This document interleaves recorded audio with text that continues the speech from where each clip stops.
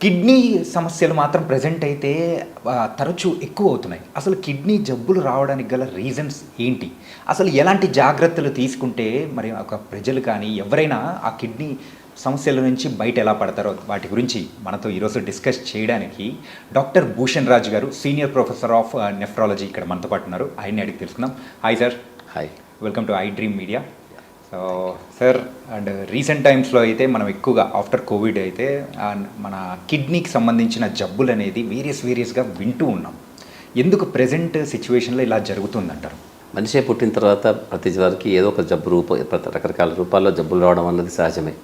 జబ్బు రాకుండా మనిషి అంటూ ఉండేవాడు ఉండడు. అది ఏ శరీరానికి ఏ భాగంలో ఇక్కడ వస్తుందని చెప్పడం అనేది కొన్ని సందర్భాల్లో కష్టం. జన్మతహా వచ్చిన రకరకాల కారణాల చేత, జన్యుపరమైన కారణాల చేత ప్రతి జబ్బుకి ఒక నేపథ్యం ఉంటుంది. ఆ నేపథ్యం రకరకాలుగా మనకున్నటువంటి అలవాట్ల రీత్యా, చుట్టూ ఉన్న వాతావరణ భౌగోళిక పరిస్థితుల రీత్యా మారుతూ ఉంటాయి. అంటే మన శరీరంలో ఏదైనా జబ్బుకి రాకున్నటువంటి ఒక మాతృక మన శరీరంలో జీన్స్ రూపంలో ఉండాలి తప్పకుండా. ఏదైనా నీకు షుగర్ కావచ్చు, బీపీ కావచ్చు, ఏదైనా హార్ట్ అటాక్ చిన్న వయసులో రావచ్చు, పక్షవాతం రావచ్చు, లేకపోతే నీకు టీబీ రావాలనుకున్నా, టైఫాయిడ్ రావాలనుకున్నా కూడా దానికి రకమైనటువంటి ఒక జన్యుపరమైన మాతృక మన శరీరంలో ఉంటుంది తప్పకుండా. అలా ఉండడం చేత మన చుట్టూ ఉన్న వాతావరణ పరిస్థితులు అయితే అవి కొంచెం మార్పు చెందుతూ ఉంటాయి. ఉదాహరణకి డయాబెటీస్ రావాలని ఒక జీన్ ఉందనుకుందాం.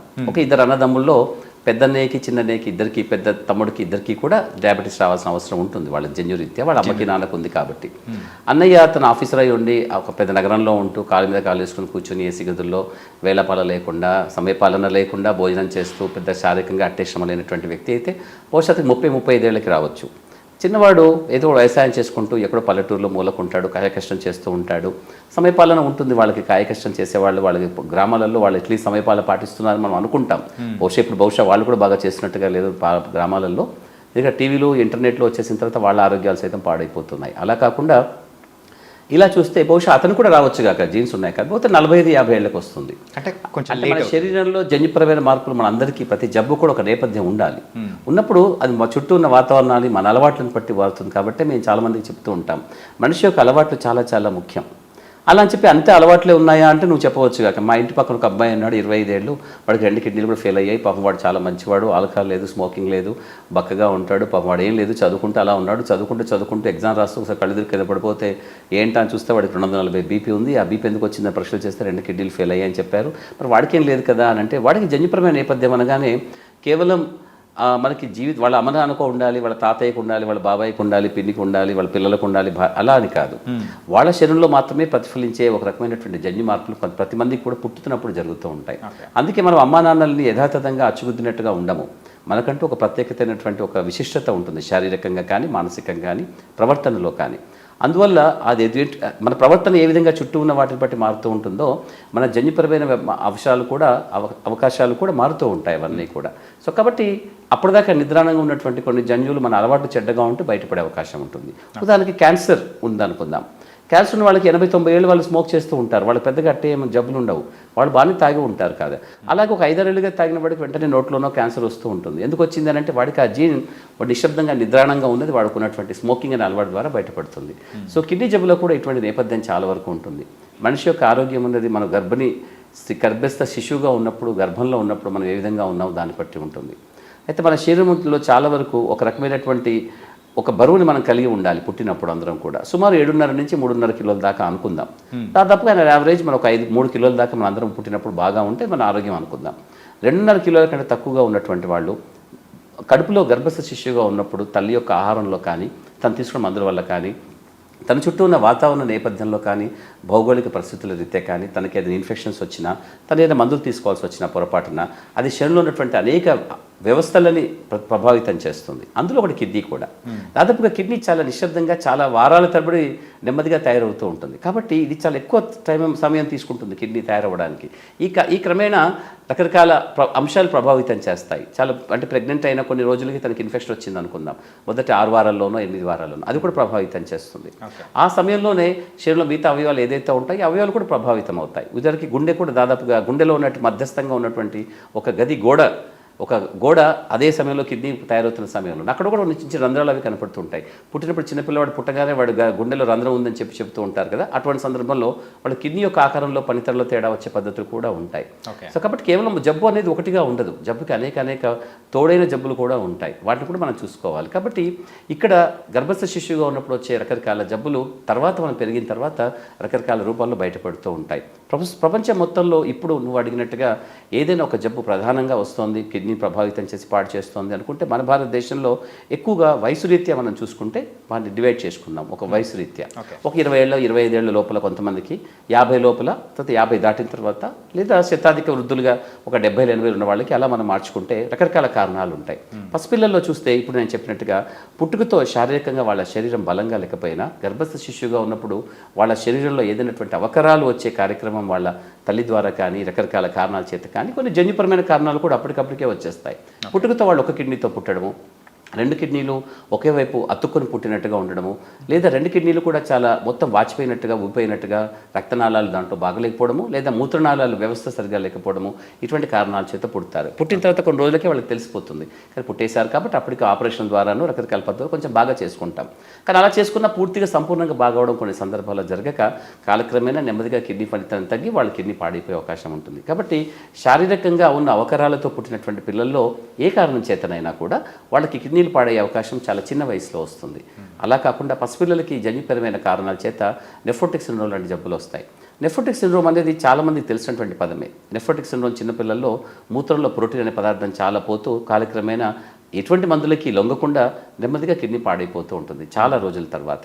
నెఫ్రోటిక్ సిండ్రోమ్ మన పిల్లలకి మనం కిడ్నీ బయాప్సీ ద్వారా జెనెటిక్ పరీక్షలు చేసుకోవడం ద్వారా వాళ్ళ జబ్బు నిర్ధారించి దానికి మందులు ఎటువంటి పెట్టాలి అని చెప్తూ ఉంటాం. ఇందులో 5 లేదా ఒక 10% మంది పిల్లలకి సంపూర్ణంగా బాగయ్యే అవకాశం ఉంటుంది, ఒక 10% దాకా. అందులో ఒక 60-70% మంది పిల్లలకి రకరకాలుగా మందులు తీసేస్తూ కొన్ని సంవత్సరాల తర్వాత నెమ్మదిగా అది పోయే అవకాశం ఉంటుంది. కానీ ఈలోగా వాళ్ళు చాలా కష్టపడతారు, అమ్మా నాన్నలు చాలా బాధపడతారు, పిల్లలు కూడా కష్టపడతారు శారీరకంగా మానసికంగా. చిన్నపిల్లలు కదా పాపం, వాళ్ళకి చిన్న జబ్బులు ఇది వచ్చిన అమ్మా నాన్న కూడా చాలా బాధలో ఉంటారు వాళ్ళంతా కూడా. అలాగే కొంతమంది ఒక 10% మంది మాత్రం ఎటువంటి మందులకు లొంగకుండా చాలా త్వరితగతిన తీవ్రంగా అయిపోయిన జబ్బుతో వాళ్ళు కిడ్నీ పూర్తిగా పాడు చేసుకునే అవకాశం ఉంటారు. కిడ్నీ ఫెయిల్ అవుతున్న చిన్నపిల్లల్లో వీళ్ళు సుమారుగా ఒక 25-30% ఈ పిల్లలు ఉంటారు. శారీరక అవకరాలతో పుట్టినటువంటి వాళ్ళలో ఒక 25-30% ఉంటే ఒక 25-30% ఈ పిల్లలు ఉంటారు. అలా కాకుండా అకారణంగా ఎటువంటి కారణం లేకుండా కూడా కిడ్నీలు పాడేవాళ్ళు ఇంకొక 30-35% దాకా ఉంటారు. వెలిసి 100% దాదాపుగా వీళ్ళలోనే ఉంటారు చిన్నపిల్లల్లో. అలాగే మధ్య వయసులో ఉన్నటువంటి వాళ్ళు, యువకుల దగ్గర నుంచి మధ్య వయసులో ఉన్నటువంటి వాళ్ళలో దాదాపుగా మనకి జన్యుపరమైన కారణాల చేత వచ్చే గ్లోమరులర్ డిసీజెస్లో ఎక్కువగా వస్తూ ఉంటాయి. అందులో మూత్రంలో ప్రోటీన్ పోవడము. ఇప్పుడు నేను ఉదాహరణ చెప్పినట్టుగా నీకు ఇంట్రడక్షన్లో యంగ్ పిల్లవాడు చక్కగా పనిచేసుకుంటున్నాడు, తింటున్నాడు, తిరుగుతున్నాడు, అన్నీ బాగానే ఉన్నాయి. వాడికి సడన్గా ఒకసారి కళ్ళు తిరిగాయి, లేదా కళ్ళు బ్లర్డ్గా కనపడుతూ ఉన్నాయి, ఏదో హెడేక్లా వస్తుంది, అడపదడప ఏందో వచ్చిందని చెప్పేసి డాక్టర్కి వెళ్ళి చూస్తే బీపీ చూస్తే ఒకసారిగా 220/140. అదే 220 అంటే నేను చాలా బాగున్నాను కదా, నేను యువకుడిని, నాకు బీపీ ఉండేటువంటి కనీసం ప్రేమలో పడి విఫలం కూడా కాలేదు, నాకెందుకు బీపీ పెరుగుతుంది అనుకునే ఆనందంలో వాడు వెళ్ళి మళ్ళీ చెక్ చేసుకోవడం మర్చిపోతాడు, లేదా ఆ బాధతో భయంతో చెక్ చేసుకుంటాడు, ఆ బీపీ అలాగే పెరుగుతూ ఉంటుంది. ఈ క్రమంలో పరీక్షలన్నీ చేయగా వాడి 2 కిడ్నీలు చాలా చిన్నగా అయిపోయినట్టు పాడినట్టుగా తెలుస్తూ ఉంటుంది. కొంతమందికి కిడ్నీ సైజ్ బాగుంటే మేము కిడ్నీ బయాప్సీ చేసి ఐజీఏ నెఫ్రోపతి, FSGS లాంటి రకరకాల జబ్బులు మేము చెప్తూ ఉంటాం. వీటన్నిటి కూడా ఒక జన్యుపరమైన నేపథ్యం ఉంటుంది వాళ్ళలో. కొన్ని సందర్భాల్లో మనకు చెప్పడం చాలా కష్టం. ఇప్పుడే కొత్తగా ఈ 4-5 ఏళ్లలో 3-4 ఏళ్లలో రకరకాల పద్ధతుల ద్వారా మనం తెలుసుకుంటుంది వాళ్ళ రకరకాల జన్యువులు ఏ విధంగా ప్రభావితం చేసి కిడ్నీలు చాలా మంచి వయసులో అంటే 20, 25, 30 ఏళ్లలో ఉన్న పిల్లలు ఎంత ఆరోగ్యంగా అనిపిస్తారు మనకి, ఎంత ఆనందంగా తిరుగుతూ ఉంటారు. వాళ్ళకి అట్టే కష్టాలు ఇంకా మొదలవు జీవితంలో. అప్పుడు ఇంత పెద్ద ఆరోగ్య సమస్య ఉన్న పళంగా వాళ్ళు ఎత్తున పడేసరికి వాళ్ళు చాలా భయపడిపోతారు. అమ్మ నాన్నలకు చాలా దుఃఖం, ఖేదం కలుగుతుంది. మీ అబ్బాయి 2 కిడ్నీలు పాడయ్యాయి అని చెప్తే ఇంతకుముందు నేను చెప్పినట్టుగా వాళ్ళకి ఎంత కష్టం అవుతుంది. వాళ్ళకి చిన్న పిల్లవాడిని ఈ 2 కిడ్నీలు ఫెయిల్ అయ్యాయి, నువ్వు డయాలసిస్ చేసుకోవాలి, కిడ్నీ మార్చుకోవాలని అంటే వాళ్ళకు వాళ్ళ జీవితంలో ఒక పెద్ద శరాఘాతం, వాళ్ళకి ఎంత కష్టం అనిపిస్తుంది వాళ్ళకి. సో అలాంటి వాళ్ళు అలాగా కొన్ని వీళ్ళలో కొంతమందికి స్మోకింగ్, ఆల్కహాలిజము, స్థూలకాయంతో ఉండడం కొన్ని ప్రభావం, ఒబేసిటీ అనేది కూడా మెయిన్ కారణం. ఒబేసిటీ కూడా ఓకే. ఇప్పుడు మన భారతదేశంలో ఒబిసిటీ మనం 15-18 ఏళ్ల పిల్లల నుంచే చూస్తున్నాం. అసలు 15 ఏళ్ళ చిన్న పిల్లల్లోనే స్కూల్లోనే ఉంటున్నారు. స్కూల్లో వెళ్ళే పిల్లల్లో దాదాపుగా ప్రతి 4వ అబ్బాయి లేదా అమ్మాయి ఒబీస్గా ఉంటున్నారు. ఇప్పుడు మిగతా వాళ్ళు తర్వాత ఒబీస్ అవుతున్నారు, అంతే, ఇంకోటి ఏం లేదు. అందుకే వెరసి నలుగురిలో ఒక్కరు మాత్రమే సాధారణంగా మనం అనుకున్నటువంటి ఒక మంచి బరువుతో ఉన్నారని అనుకుంటున్నాం. దాదాపుగా నలుగురిలో ముగ్గురు ఇప్పుడు కానీ ఆ తర్వాత కానీ ఒబీస్ అయిపోతున్నారు. దాదాపుగా 20-22 ఏళ్ల వయసులో ఉన్న పిల్లల్లో దాదాపుగా నడుము చుట్టుకొలత బాగా పెరగడము, చాలా లావుగా ఉండడం వల్ల చూస్తున్నాం. బహుశా ఆహారంలో ఉన్నటువంటిది. ఒకప్పుడు పిల్లలు 4 ఉండేవాళ్ళు, వాళ్ళందరికీ అమ్మ నాన్నలు కొంచెం తూచినట్టుగా కొలిచినట్టుగా కొద్దిగా పెట్టేవాళ్ళు, వాళ్ళు కొంచెంగా తినేవాళ్ళు, అందరూ డివైడ్ చేసుకొని తింటే కొంచెమే మిగులుతుంది. ఇప్పుడు అలా లేదు. ఒకరు లేదా ఇద్దరు పిల్లలు, వాళ్ళ అమ్మ నాన్నల సంపాదన అంతా ప్రేమంతా కూడా ఆహారం రూపంలో చెప్తున్నారు పిల్లలకి. సో కూర్చోబెట్టి తింటున్నారు. అలాగే శారీరక శ్రమ బాగా తగ్గిపోయింది పిల్లల్లో. స్కూల్కి వెళ్ళే పిల్లలు కూడా ఆటలాడే వాళ్ళు చాలా తక్కువ. అందరూ సిటీ బస్సులో వెళ్తారు, స్కూల్ బస్సులో వెళ్తారు. కాబట్టి వాళ్ళకి అట్టిగా శారీరకంగా శ్రమ కూడా లేదు. స్కూల్కి నడుచుకుంటూ వెళ్ళి వెనుకొచ్చే ఒకనొక జనరేషన్ ఇప్పుడు అలా కనిపించడం లేదు అందరికీ కూడా. సో శారీరక శ్రమ పెద్దగా లేకపోవడం పిల్లలకి, అలాగే ఆహార అలవాట్లో అధికంగా శక్తిదాయకమైనటువంటి హై కెలరీ డైట్ బాగా తీసుకుంటున్నారు పిల్లల్లో. అందువల్ల పిల్లలు చాలా ఒబీస్ అవుతున్నారు. కాబట్టి వాళ్ళలో సైతం మేము డయాబెటీస్ చూస్తున్నాము. 15-18-25 లోపల డయాబెటీస్ ఉన్నటువంటి వాళ్ళు నాకు అనేకంగా ఉన్నారు పిల్లలు. నాకు చాలా ఆశ్చర్యం అవుతోంది. బహుశా 30 ఏళ్ల క్రితం మేము పేషెంట్స్ చూస్తున్నప్పుడు అలాంటి సందర్భం లేదు. ఇప్పుడు చాలామంది పిల్లలు వస్తున్నారు. చాలామంది వాళ్ళు టైప్ 2 డయాబెటీస్ అంటూ పెద్దవాళ్ళకి వచ్చే డయాబెటీస్, అది అంటే 45-50 ఏళ్ళు దాటిన తర్వాత వచ్చే డయాబెటీస్, అది మేము పిల్లల్లోనే చూస్తున్నాము. 15-18, 24, 25, 30, 32లో చూసిస్తున్నాం. ఇలాంటి వాళ్ళందరికీ చాలా తొందరగా డయాబెటీస్ వచ్చినప్పుడు వాళ్ళ కిడ్నీలు చాలా తొందరగా పాడయ్యే అవకాశం ఉంటుంది డయాబెటీస్ రీత్యా. వాళ్ళు ఇంకోటి ఏంటంటే వాళ్ళు అట్టే అవగాహన పెంచుకోరు వాళ్ళు. ఇంకా నాకెందుకు వచ్చిందిరా, నేను మంచిగా ఉన్నాను కదా, నేను చిన్నపిల్లవాడిని కదా అనుకుంటూ ఉండగానే ఆ శరీరానికి కావాల్సినంత హాని డయాబెటీస్ ద్వారా జరిగిపోతుంది. కానీ అంటే వాళ్ళు ట్రూత్ని యాక్సెప్ట్ చేయలేక ఇంకా అలాగే కంటిన్యూ అయిపోతుంది. అది మానవ సహజమైనటువంటి గుణం. చెడు చెప్పినప్పుడు వెంటనే ఒప్పుకోము, అదే మంచి చెప్తే మనం వెంటనే యాక్సెప్ట్ చేస్తాము. అది మంచిలో ఉన్న గొప్పతనం అని కాదు, కానీ చెడులో ఉన్నటువంటి బలహీనత ఇది. ఇక్కడ వీళ్ళు యాక్సెప్ట్ చేయరు వెంటనే. అందులో ఆరోగ్యపరమైనటువంటిది కదా. ఎందుకంటే పైకి మనం అందరూ ఆరోగ్యంగా కనిపిస్తాము, అంతర్గతంగా జరుగుతున్నటువంటి విధ్వంసాన్ని మనం బయటికి కనిపించేలా చేయము. అందువల్ల చాలామంది ఆరోగ్యంగా ఉన్నామని అనుకుంటారు. చిన్నపిల్లవాడికి కిడ్నీ బాగోలేదు, కిడ్నీ ఫెయిల్ అయిందని చెప్తే ఒప్పుకోవడం అనేది చాలా వరకు జరగదు. అందుకే ప్రతి పేషెంట్ కూడా కనీసం 7 లేదా 8 మంది డాక్టర్లను చూస్తాడు అని యావరేజ్. నేను కూడా చూస్తూ ఉంటాను. నేను ఎన్నో డాక్టర్ని అడుగుతూ ఉంటాను చాలామందిని. చాలామంది అలా తిరిగి వస్తారు. వాళ్ళు నాతో కూడా ఏముండరు, ఇంకో డాక్టర్ దగ్గరికి పోతారు. అందరూ ఈ డాక్టర్ చెప్తాడా అంటారు, కానీ అందరూ దాదాపుగా స్థూలంగా ఒకే విధంగా చెప్తారు.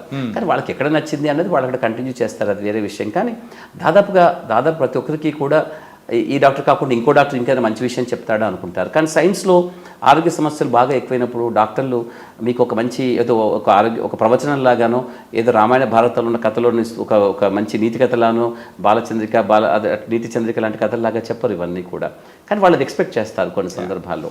అయితే వాళ్ళ నుంచి అర్థం కూడా చేసుకోవచ్చు మనం. మంచి వయసులో ఉన్నప్పుడు నువ్వు ఆరోగ్యం బాగలేదు అని అంటే భయం అవుతుంది. ఇంకేదైనా చిన్న చిట్కా ద్వారా కానీ ఇంకేదైనా బాగోదామని చూస్తుంటారు కదా. ఈ కార్యక్రమాన్ని వాళ్ళు బాగా పాడైపోతారు.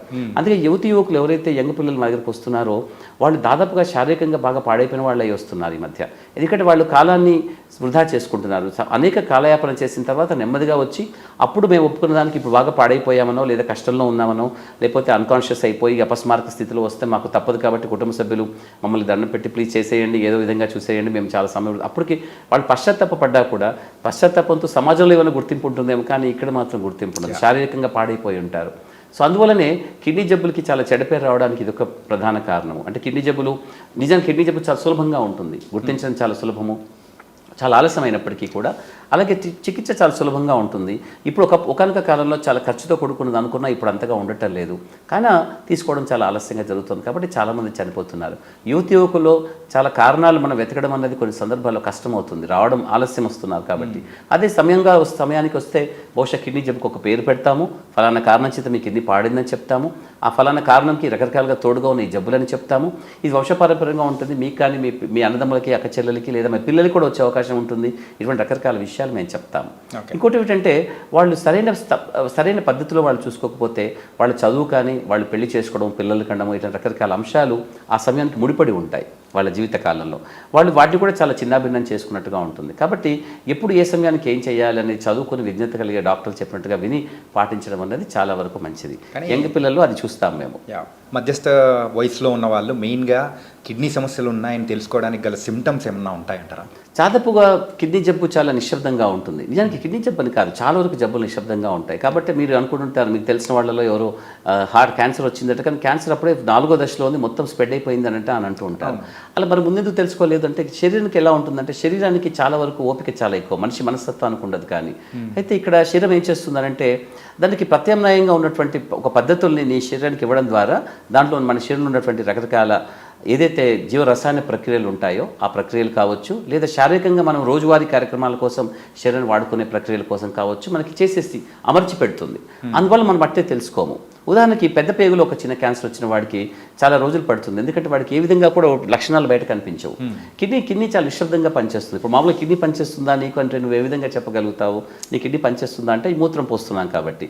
కానీ మూత్రం పోయడం అన్నది కిడ్నీ చేసే పనిలో అత్యంత చిన్న కార్యక్రమం. అది చాలా చిన్న కార్యక్రమం. అది మామూలుగా ప్యాసివ్గా ఏదో నీళ్లు పోస్తే ఫిల్టర్ చేసినంత సులభంగా అనుకోవడానికి లేదు. అది కిడ్నీకి సంబంధించి అది చాలా పెద్ద కార్యక్రమం. కానీ మనకి మాత్రం చాలా మంచిలు తాగుతున్నాము, పావుగంట తర్వాత మూత్రానికి వెళ్ళాము అన్నట్టుగా ఉంటుంది. కానీ మూత్రం రూపంలో ఎటువంటి లక్షణాలు ఉండవు. కిడ్నీ 100% పాడై కొన్ని ఏళ్ళు అయిన తర్వాత కూడా మూత్రం మనకి మామూలుగానే వస్తుంటుంది. కాకపోతే ఏంటంటే అందులో కేవలం నీళ్లు మాత్రమే ఉంటాయి.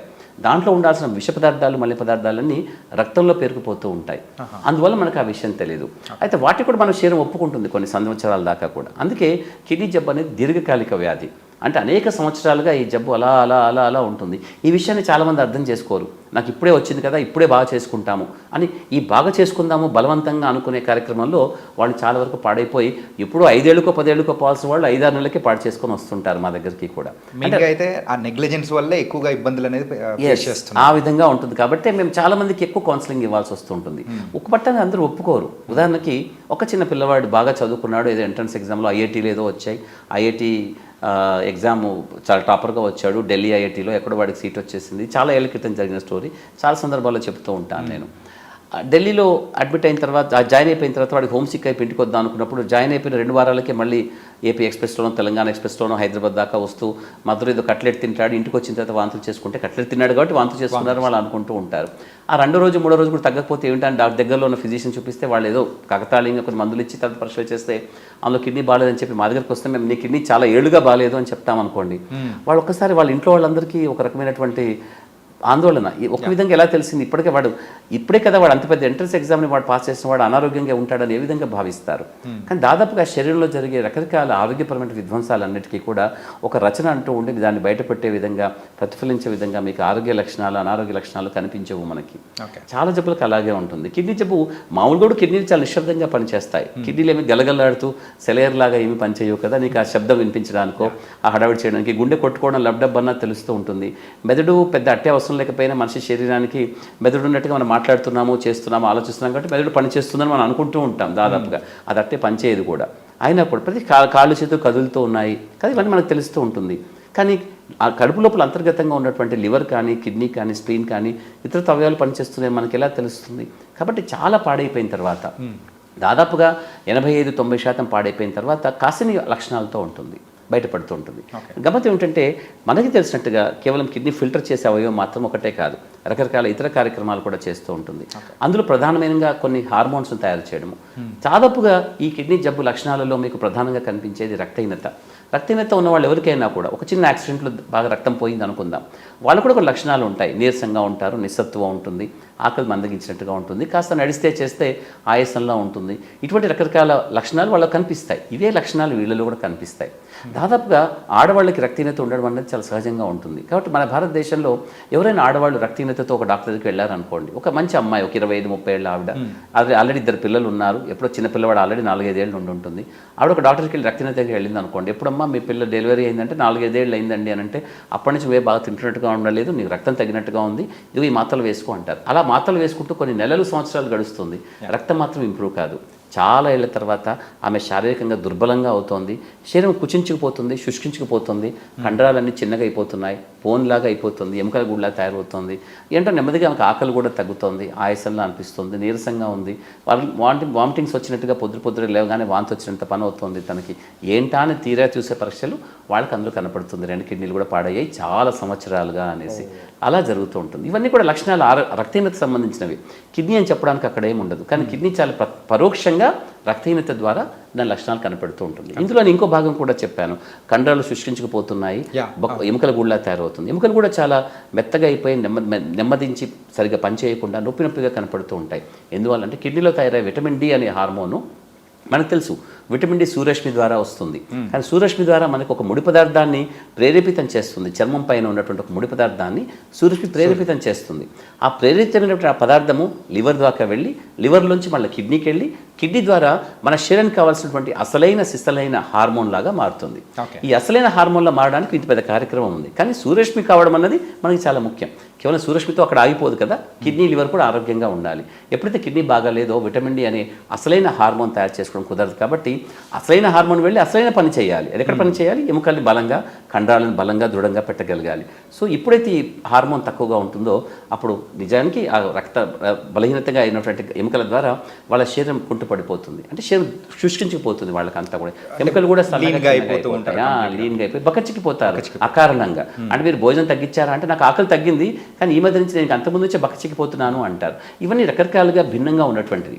అంతేకాని చాలామంది అనుకున్నట్టుగా నా కిడ్నీలు వెనుక భాగంలో వీపులో ఉన్నాయి కాబట్టి నాకు నడుము నవ్వలేదు. నన్ను చాలామంది వాదిస్తూ ఉంటారు, నాకు నడుము ఎప్పుడు నొప్పి లేదండి అంటారు, నాకు ఎప్పుడు నడుము నొప్పి లేదండి అంటారు. నొప్పి ఉండాల్సిన అవసరం ఏమీ లేదు. ఏదో కాసింత చిన్న రాళ్లలో ఉంటే ఏదైనా రాయి అతుకుపోతే అడ్డుపడితే అప్పటికప్పుడు నొప్పి వస్తుంది. కానీ అది కిడ్నీకి సంబంధించిన లక్షణం ఏమీ కాదు అది యాక్చువల్గా. సో కాబట్టి ఆ కిడ్నీ నిశ్శబ్దంగా పాడైపోతున్నట్టు మీకు ఎటువంటి లక్షణాలు ఉండవు. చాలా పెద్దగా శారీరకంగా మొత్తంగా కనపడే పెద్ద లక్షణాలు వచ్చేసరికి మీకు తెలియాల్సిన విషయం ఏమిటంటే కిడ్నీ అప్పటికే 85-90% పైగా పాడైపోయినట్టు. కాబట్టి ప్రాథమిక దశలో దాన్ని గుర్తించడం అనేది సాధ్యం కాదు. ఓకే, కానీ కిడ్నీస్ సమస్యలు ఎక్కువగా ఆడవాళ్ళతో కంపేర్ చేసుకుంటే మగవాళ్ళలోనే ఎక్కువగా కనిపిస్తుందని అంటున్నారు. Is it true? నిజమేనా? నేను చెప్తాను. అంటే మన సామాజిక నేపథ్యం మనకు భిన్నంగా ఉంటుంది భారతదేశంలో. ఇప్పటికీ పితృస్వామ్య వ్యవస్థ కాబట్టి నేను చాలా సందర్భాల్లో అనేక మంది పేషెంట్స్కి నిన్న ఓపీలో కూడా కొందరు చెప్తున్నాను, భారతదేశంలో ఆడవాళ్ళకి వచ్చే జబ్బుల్ని తొందరగా గుర్తించడం జరగదు. అంటే సాధ్యం కాదని నేను చెప్పటం లేదు, అవకాశం లేక.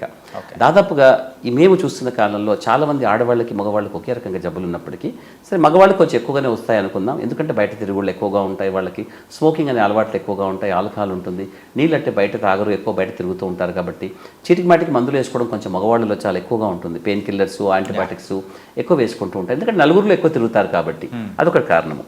సో ఈ కారణాలు పక్కన పెట్టేస్తే ఆడవాళ్ళకి ప్రత్యేకంగా ప్రెగ్నెన్సీ అనబడే ఒక ప్రత్యేక కార్యక్రమం ఉంటుంది. దాదాపుగా ఈ గర్భిణీ స్త్రీలలో నిశ్శబ్దంగా కిడ్నీలో వచ్చే మార్పులు సహజంగా కూడా జరుగుతాయి. దాదాపుగా కాదు, ప్రతి గర్భిణీ స్త్రీలో కూడా ప్రెగ్నెన్సీ సమయంలో ఆ 9-10 నెలల కాలంలో తప్పనిసరిగా కిడ్నీ లోపల రకరకాల మార్పులు జరుగుతాయి. కాకపోతే అవి సహజ సిద్ధమైనటువంటిది. తాత్కాలికంగా ఒక రకమైనటువంటి ఉధృతిలోనే పెద్దగా అయినట్టు అవుతుంది. కిడ్నీ సైజ్ కూడా ఇంత ఉండాల్సింది ఇంత అవుతుంది. మూత్రం కూడా ఎక్కువ తయారవుతూ ఉంటుంది. రకరకాల కార్యక్రమాలు భిన్నంగా తయారవుతాయి. కానీ అవన్నీ కూడా డెలివరీ అవ్వగానే పూర్తిగా మంచిగా అయిపోతాయి. కాబట్టి వాళ్ళంతా ఆరోగ్యంగా ఉంటున్నారు. కానీ అన్ఫార్చునేట్లీ ఒక చిన్న గ్రూప్ ఆఫ్ పీపుల్, కొద్ది మందిలో మాత్రమే తప్పనిసరిగా ఈ మార్పులు కొంచెం చెడుగా పరిణమించి అది వాళ్ళకి తెలిసి కొన్ని సందర్భాల్లో తెలియక అనేక సందర్భాల్లో కిడ్నీ చాలా నిశ్శబ్దంగా ఒక రకమైనటువంటి ఇంజురీకి గురవుతూ ఉంటుంది. ఆ కిడ్నీ జరిగినటువంటి ఆ దెబ్బ కాలక్రమేణా చాలా ఏళ్ల తర్వాత చిన్న కిడ్నీ రూపంలో జబ్బు రూపంలో బయటపడుతూ ఉంటుంది. కాబట్టి నేను ఎప్పుడు చెప్తుంటా, ఇప్పుడు ఉదాహరణకి ఈ అమ్మాయికి చెప్పినట్టుగా 4-5 ఏళ్ల కొడుకున్నాడంటే ఆ రెండో ప్రెగ్నెన్సీలో ఆమెకి కిడ్నీ బాగా ఇన్సల్ట్ అయిన తర్వాత ఇప్పుడు మనం 4-5 ఏళ్ళు చూసరికి 2 కిడ్నీలు కూర్చుంచిపోతాయి. కిడ్నీ జరిగిన ఇన్సల్ట్ ఎప్పుడు జరిగింది, అవమానం కానీ ఇంజరీ కానీ, అది రెండవ ప్రెగ్నెన్సీలో జరిగింది తనకి. సో ఇటువంటి కార్యక్రమాలు చాలా జరుగుతాయి ఆడవాళ్ళకి కూడా. ఆడవాళ్ళు నిజంగా చెప్పాలంటే సహజ సిద్ధంగానే కొంచెం ఆరోగ్యంగా ఉంటారు, శారీరకంగా కూడా చాలా బలంగా ఉంటారు. అంటే సామాజికంగా మనకు ఒప్పుకోవడానికి వీలు కాదు, మనం అట్టే ఒప్పుకోం. కానీ ఎందుకంటే వాళ్ళని దుర్బలులుగా ఒక రకమైనటువంటి ఒక లేబుల్ చేసేసింది సొసైటీ. కాబట్టి పితృస్వామ్య వ్యవస్థలో మగవాళ్ళకి ఆరోగ్యానికి వాళ్ళకు ఉన్నటువంటి మార్పులకి వాళ్ళు డాక్టర్ దగ్గరికి వెళ్ళి వాళ్ళంతా స్వచ్ఛందంగా చూపించుకునేంత అవకాశం చాలామంది ఆడవాళ్ళకి ఈ దేశంలో లేదు. అంటే మీరు చూసినటువంటి ఒక చిన్న సమాజం, నగరాల్లో ఉన్నటువంటి సమాజాన్ని పక్కన పెట్టేస్తే నిశ్శబ్దంగా పట్టణాలలో కానీ గ్రామాలలో ఉన్నటువంటి అసలైన సమాజం ఏదైతే ఉంటుందో నిజానికి అది నాగరిక సమాజమే. అటువంటి సమాజంలో ఉన్నటువంటి అనేక మంది స్త్రీలకి ఒక ఆరోగ్య సమస్య ద్వారా ఒక ఆసుపత్రికి వెళ్ళి డాక్టర్ చూపించుకోవడం అనేది జరగదు. ఇంతకుముందు నేను చెప్పినటువంటి ఒక స్త్రీ రక్తహీనత ద్వారా డాక్టర్ దగ్గరికి అనేక సంవత్సరాలుగా అనేక మంది డాక్టర్లకి వెళ్తున్న వాళ్ళందరూ కూడా ఆడవాళ్ళు కదా, నువ్వు రక్తం తక్కువగానే ఉంటుంది అని ఐరన్ మాత్రలు ఇచ్చి పంపించేయడం అంటూ రొటీన్గా జరిగింది తప్ప ఆమె జబ్బును గుర్తించడానికి కొన్ని సంవత్సరాలు పట్టింది. అది కాకుండా ఒక మగపిల్లవాడు ఉన్నాడు, ఒక 30 ఏళ్ల మగపిల్లవాడు ఉన్నాడు, ఉద్యోగం చేసుకుంటున్నాడు, ఆఫీస్లో కొంచెం మెట్లెక్కి దిగాల్సిన అవసరం ఉంటుంది. కాబట్టి ఒకే మెట్లు ఎక్కి దిగడం అనే కార్యక్రమం కార్యక్రమం 2-3 ఏళ్ళుగా చేస్తున్నప్పుడు 2-3 ఏళ్ళుగా జరిగినటువంటి ఆయాసం అనేది కొద్దిగా జరుగుతున్నప్పుడు అతనికి అనుమానం వస్తుంది. అదేంటి నాకు ఇంతకుముందు ఇదే 2 అంతస్తులు ఎక్కినప్పుడు ఆయాసం కాలేదు, ఇప్పుడు 2 అంతస్తులు ఎక్కితే నాకు ఎందుకు ఆయాసం వస్తుంది అని పరీక్ష చేసుకుంటే డాక్టర్ దగ్గరికి వెళ్తాడు, పరీక్షలు చేసుకుంటారు. రక్తం తగ్గింది వచ్చింది, రక్తం ఎందుకు వచ్చింది, పరీక్ష చేస్తే కిడ్నీ బాగాలేదు. అప్పుడు కాబట్టి మేము పరీక్ష చేసే వాళ్ళలో ఎక్కువ మంది అధికులు మగవాళ్ళు ఉండడానికి కారణం ఏమిటంటే వాళ్ళ లక్షణాలకి వాళ్ళకి డాక్టర్ దగ్గరికి వెళ్ళే అవకాశం చాలా ఎక్కువగా ఉంటుంది. భారతదేశంలో మన దేశంలో ఆడవాళ్ళకి కొంచెం అటువంటి ఫెసిలిటీ చాలా వరకు ఉండదు. మీరు చూసినటువంటి కాసింత ఒక చిన్న గ్రూప్ని పట్టించుకోకండి, కానీ నగరాల్లో కాకుండా పట్టణాలలో గ్రామాల్లో ఉన్నటువంటి అనేక మంది స్త్రీలకి ఈ రక సమస్య ఉంది. కాబట్టి మనకు ఆడవాళ్ళలో ఈ సమస్య చాలా తక్కువ ఉందని అనుకుంటూ ఉంటాం, కానీ ఆడవాళ్ళలో కిడ్నీ పాడవడానికి కారణాలు భిన్నంగా ఉంటాయి. నేను చెప్పినట్టుగా ప్రెగ్నెన్సీలో జరిగే రకరకాల కార్యక్రమాలు. ఒకప్పటిలాగా 10 మందిని 12 మందిని ఆడవాళ్ళు బాగానే డెలివరీస్ చేసుకునేవాళ్ళు. ఇప్పుడున్నటువంటి పద్ధతుల్లో అంత బాగా ఉండటం లేదు. కారణం ఏమిటంటే కొంచెం ఆలస్యంగా పెళ్లిళ్ళు కావడము, హార్మోన్ యొక్క సమతుల్యత ఏదైతే శరీరంలో సహజంగా ఉండాలో అటువంటి కొంచెం దెబ్బతినడము, అందువల్ల పిల్లలు ఇంట్రాయూటరైన్ గ్రోత్ రిటార్డేషన్ లాంటిది, అంటే పిల్లల లోపల శారీరకమైనటువంటి పెరుగుదల ఏదైతే ఉంటుందో గర్భస్థ శిశువుకి అది సరిగా ఉండకపోవడంతో పిల్లలు తక్కువ బర్త్ వెయిట్తో పుడుతున్నారు, లేదా చాలా తొందరగా పుడుతున్నారు, ప్రీటర్మ్ బేబీస్ అంటున్నాం.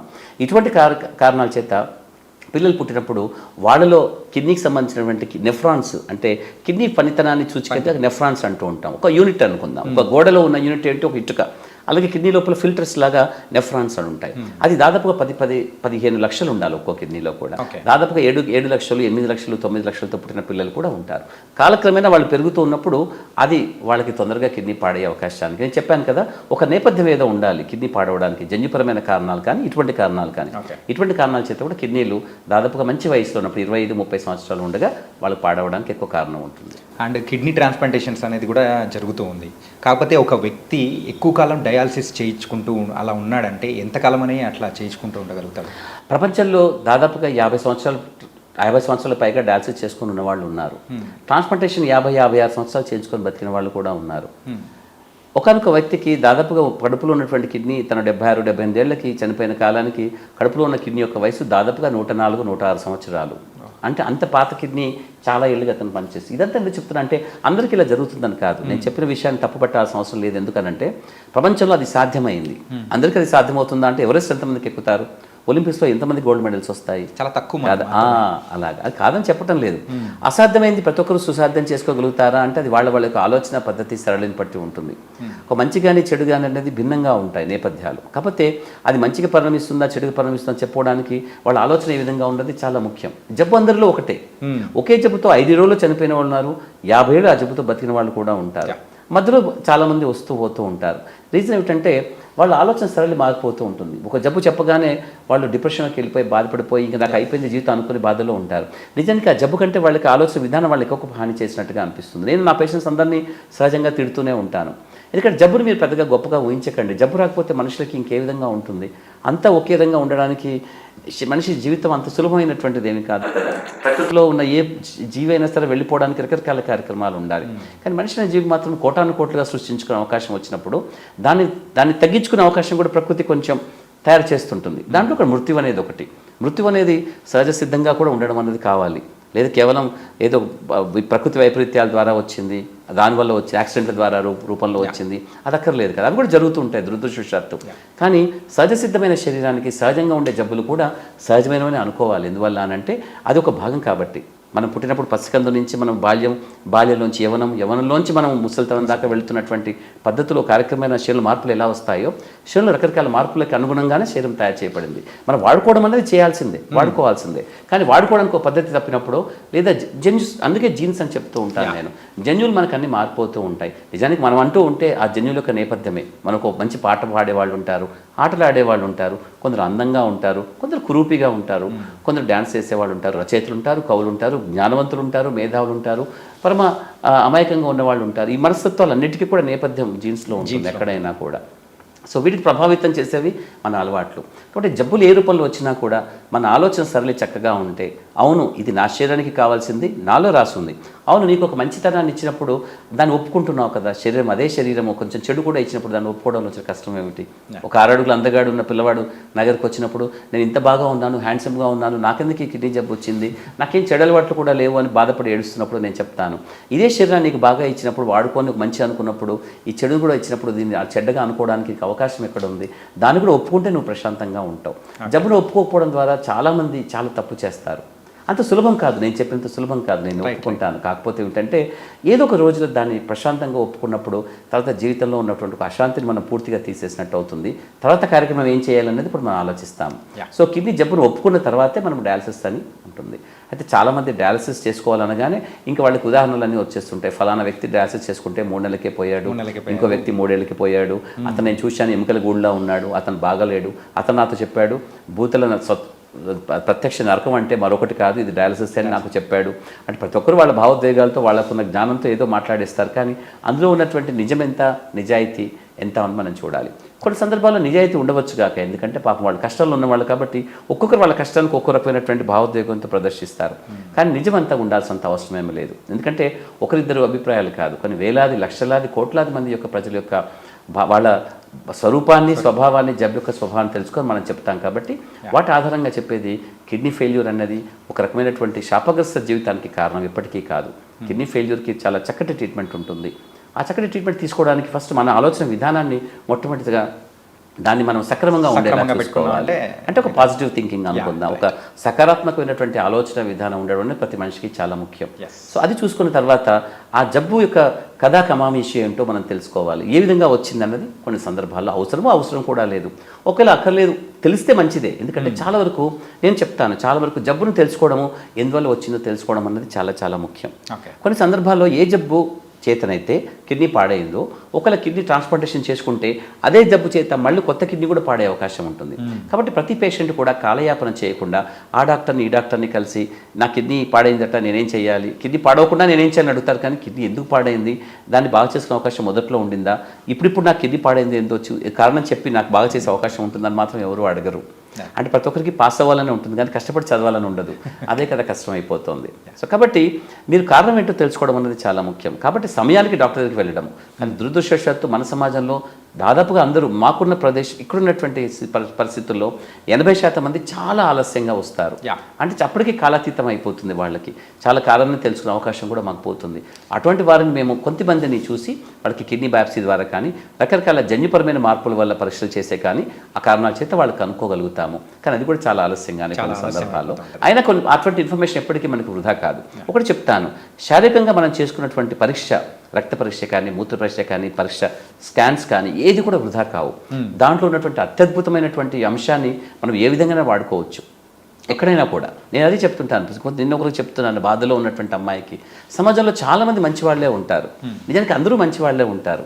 అంటే వాళ్ళలో చెడుని చూడాలని నువ్వు అనుకుంటే తప్ప వాళ్ళలో చెడు కనిపించదు, అంత అవసరం కూడా లేదు, ఎందుకు చూడాలి. వాళ్ళు చాలా మంది సహాయం చేయాలనుకుంటారు. ఒక అమ్మాయి చాలా డిప్రెషన్లో ఉండి బాధపడిపోయి ఇంకా నాకు అక్కర్లేదు, కిడ్నీ ఫెయిల్ అయింది, 10-12 ఏళ్ళుగా చూస్తున్నాను, ఇంకా అయిపోయింది నా జీవితం అంటే అలా కాదు అని చెప్తున్నాను. అంతా చెడే ఉంది, నాకేమీ లేదు అని అంటే నువ్వు చెడే చూస్తున్నావు, నీ కళ్ళను పట్టే ఉంటుంది, చుట్టూ చూస్తే మంచిగా ఉంటుంది. సహాయం చేసేవాళ్ళు చాలామంది ఉంటారు.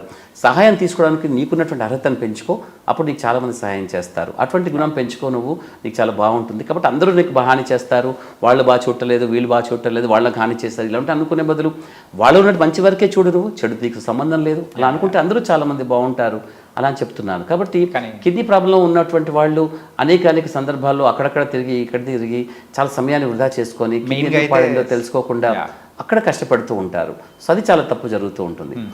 సులభమైన చికిత్స ఒకప్పుడు చాలా కష్టతరమైనటువంటిది, ఖరీదు ఎక్కువైనటువంటిది అనుకున్నప్పుడు ఇప్పుడు భారతదేశంలో, మన దేశంలో బహుశా అన్ని ప్రభుత్వాలు కూడా, కేంద్ర ప్రభుత్వమైనా రాష్ట్ర ప్రభుత్వాలైనా అన్ని రాష్ట్రాలలో కూడా చాలా సులభసాధ్యమైనటువంటి చికిత్స వాళ్ళకి అందే అవకాశంలో ఉంది ఇప్పుడు.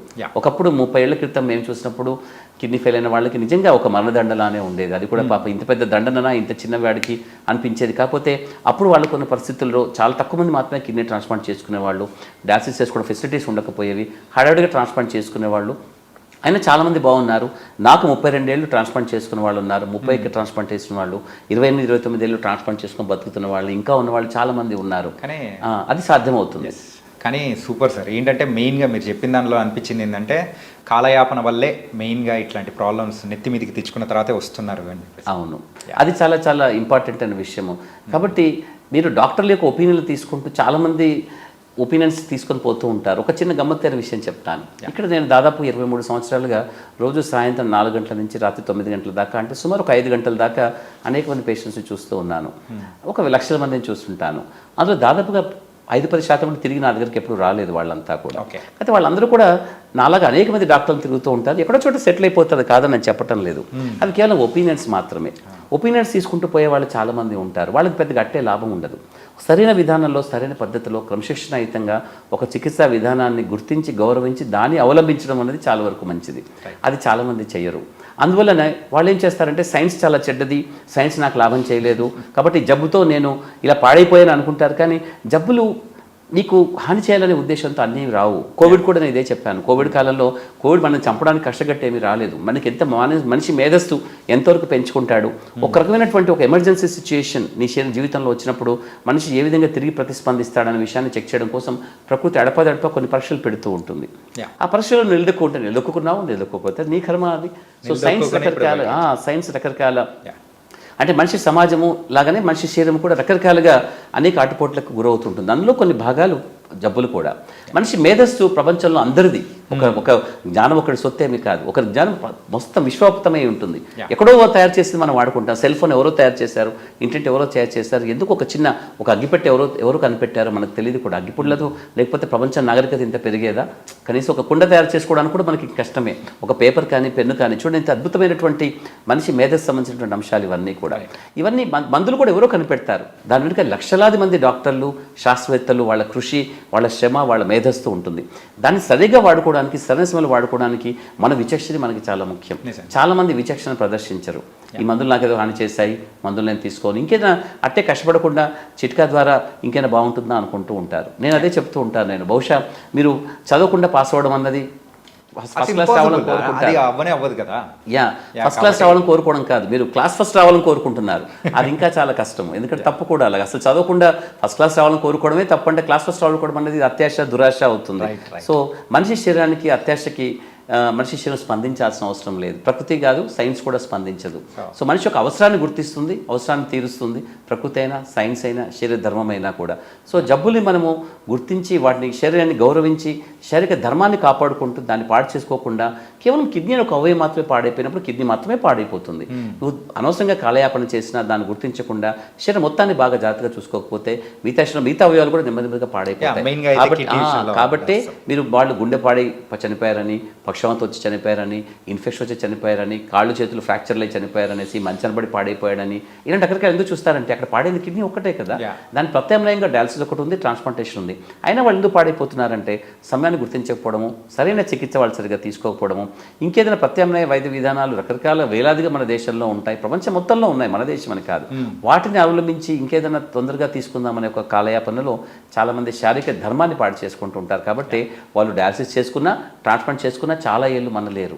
ఆ విధంగానే చాలామంది డయాలసిస్ మీద చెడు అభిప్రాయము. ట్రాన్స్ప్లాంట్ చేసుకుంటే ఇప్పటికీ చాలామంది ఉంటారు. కొంతమంది డయాలసిస్లో ఉంటారు, 20 ఏళ్ళుగా ఉంటారు డయాలసిస్లో. నువ్వు ట్రాన్స్ప్లాంటేషన్ చేసుకోవాలంటే వద్దు సార్, నేను చూశాను కొంత ట్రాన్స్ప్లాంట్ చేసుకొని చనిపోయిన వాళ్ళు ఉన్నారు, నాకు పర్వాలేదు, తప్పేమీ లేదు. ఎందుకంటే డయాలసిస్ కూడా దానికి ప్రత్యామ్నాయమే.